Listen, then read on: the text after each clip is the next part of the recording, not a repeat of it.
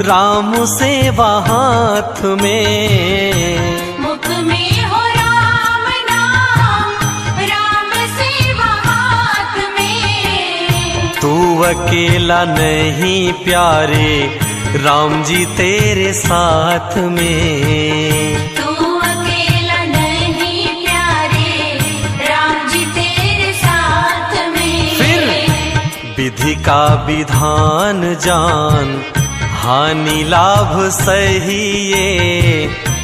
विधि का विधान जान, हानि लाभ सहिए। जाहि विधि राखे राम, ताहि विधि रहिए।